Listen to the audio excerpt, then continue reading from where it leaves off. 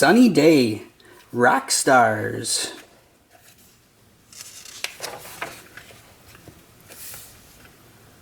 Sunny runs a hair salon. Her best friends are Blair and Rox, and her dog Doodle. They are in a band called Sunny and the Sunrays. They will enter a big talent show. Sunny sees her friends at the talent show. Cindy is making the tallest cake in town. Junior has a magic act featuring a special box. Lacey and Casey will juggle. Lacey wants to outshine Sunny and the Sunrays. She and Casey hide Doodle's drums. The band notices that Doodle's drums are gone. They cannot perform without drums. Sunny has an idea. She gets some pots from Cindy.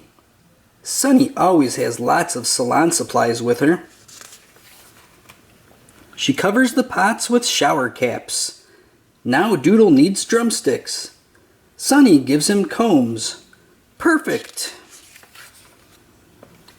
Lacey will have to find another way to stop Sunny's band. Lacey and Casey make a path of dog treats that leads to Junior's magic box.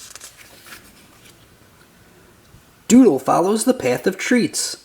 Lacey locks him in Junior's magic box. Where is Doodle?